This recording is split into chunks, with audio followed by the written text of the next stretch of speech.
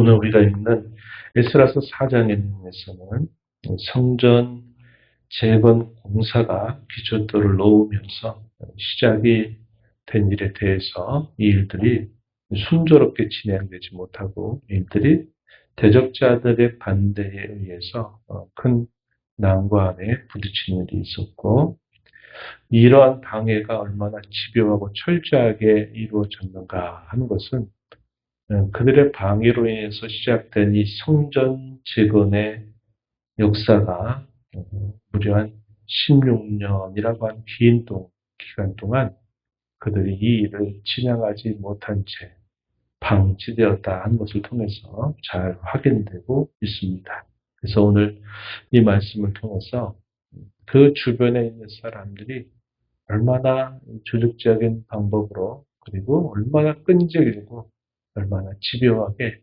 이 하나님의 백성들이 하는 일들을 방해했는가, 또 얼마나 대적했는가 하는 것들을 본문은 잘 보여주고 있습니다.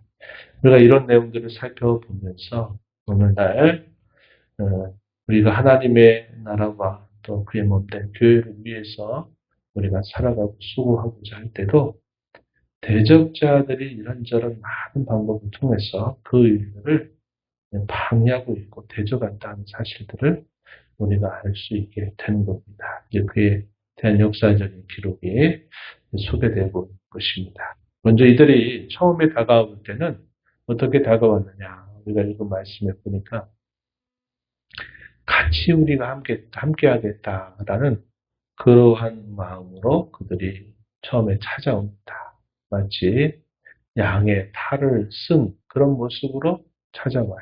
그런데 그 일들에 대해서 당시의 이 지도자들이 단호한 태도를 취하게 됩니다. 당신들은 우리와 함께 일들을 하지 못한다 하는 그런 이야기를 듣게 되면서 그들의 본색이 드러나게 되고 그들의 집요한 방해가 시작되는 것을 보여주고 있습니다.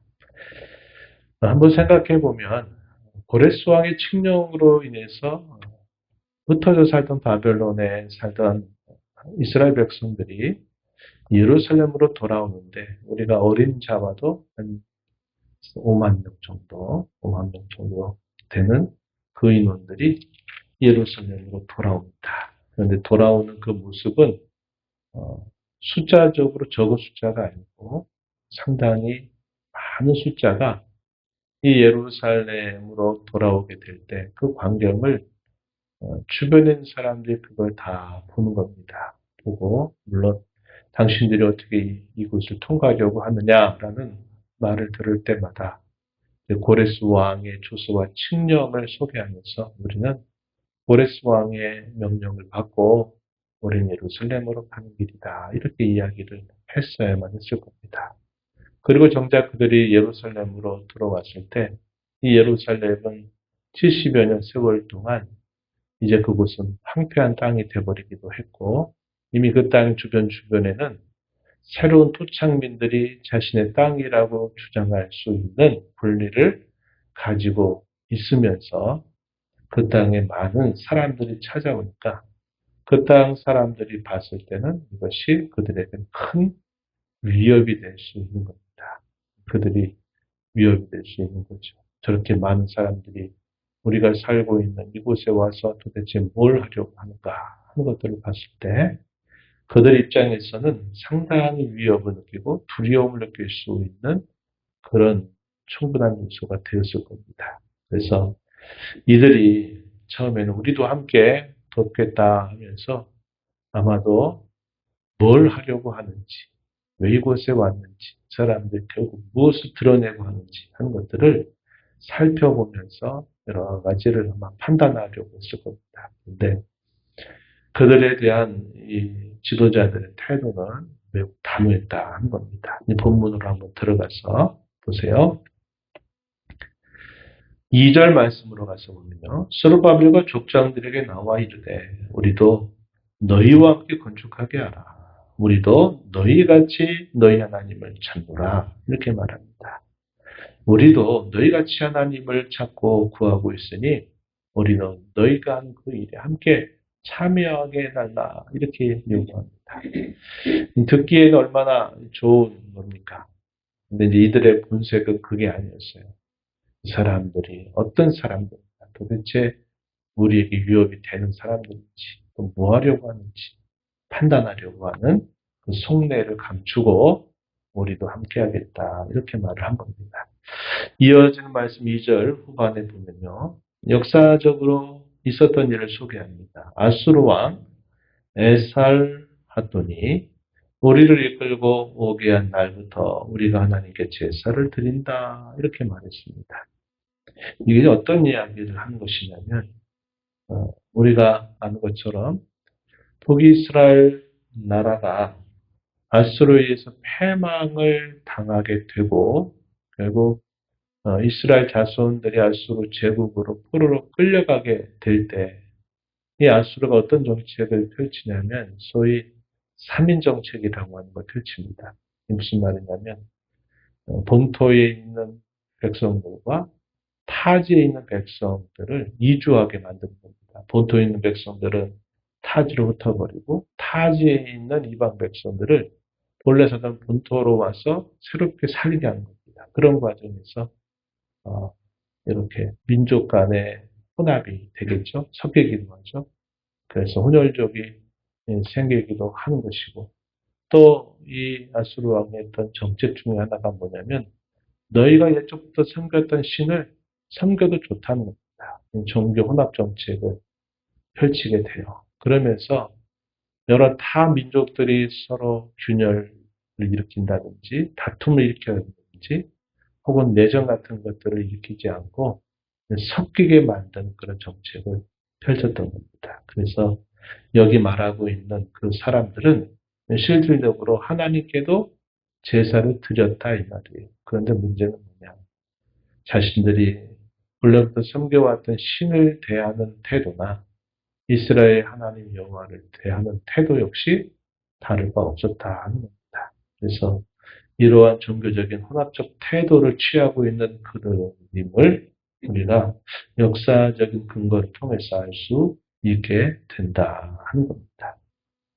그러나 하나님께 홀로 하나님만 섬기겠다라고 작정을 하고 이 바벨론의 명령이 떨어졌을 때 주저함이 없이 결단하고 이 예루살렘으로 돌아온 이 믿음의 사람들이 봤을 때는 그들의 그러한 일들을 받아들일 수가 없는 겁니다. 그래서 고레스 왕의 명령을 하나의 근거로 삼아서 당신들은 우리가 하는 일에 동참할 수 없다. 단호하게 대답을 한 것입니다. 3절에 보면 우리 하나님의 성전을 건축하는데 너희는 우리와 상관이 없느니라. 바사 왕 고레스가 우리에게 명령하신 대로 우리가 이스라엘의 하나님 여호와를 위하여 홀로 건축하리라. 이렇게 단호한 답변을 내리게 된 겁니다.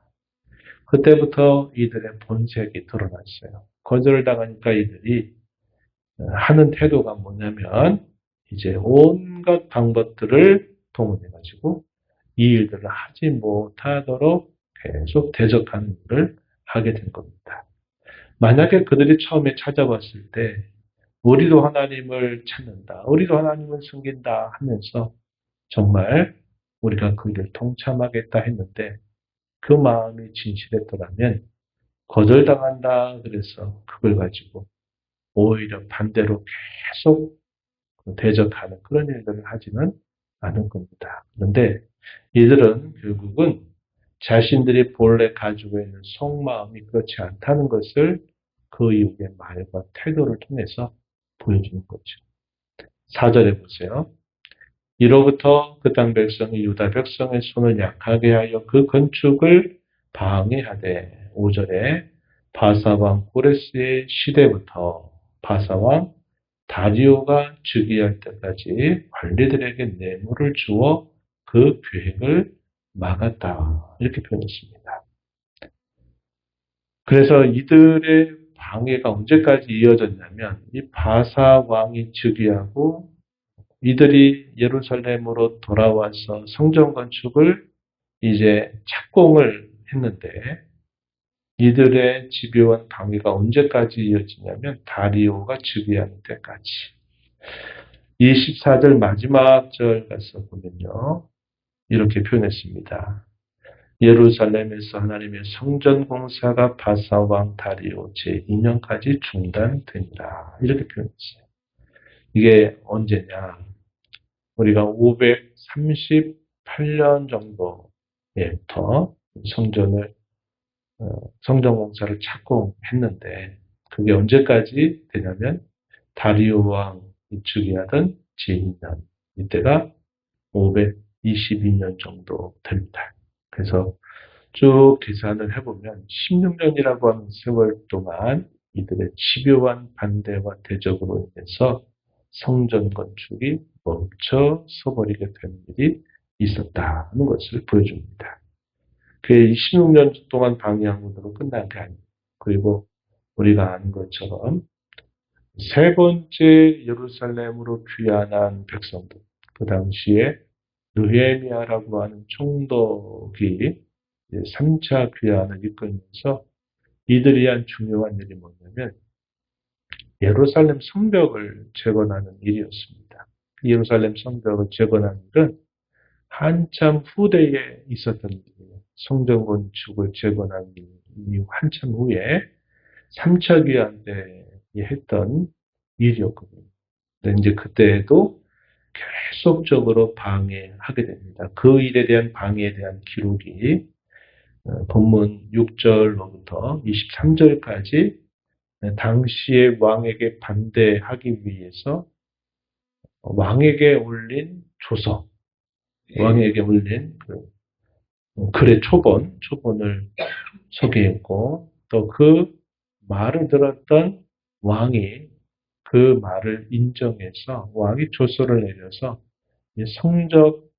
성벽을 재건한 일들이 중단되었던 그런 과정을 역사적으로 소개해주고 있는 겁니다. 이 일은 이제 사실상은 한참 후대의 일인데 이걸 왜 소개했느냐? 이들의 집요한 방해가 성전을 재건하려고 하는 그때로부터 시작이 돼가지고 성전이 중단되게 했던 16년 동안 중단되게 했던 그때로 끝인 게 아니라 성전 건축을 완공하고 나서 후대에 또 세 번째 귀환한 이스라엘 자손들이 성벽을 재건하려고 할 때에도 이들의 방해가 계속되었다고 하는 것입니다. 그걸 소개하는 거예요. 그래서 이 방해 시간들을 따지게 되면 무려 한 50년 이상이 지난 동안 끊임없이 이스라엘 백성들이 와서 하는 일들을 방해하는 일에 아주 집요하고 철저하게 이 일들을 진행해 왔다 하는 것을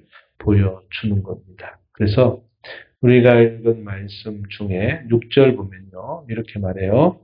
아하수에로가 즉위할 때 그들이 글을 올려 유다와 예루살렘 주민을 고발하였다. 이렇게 표현합니다.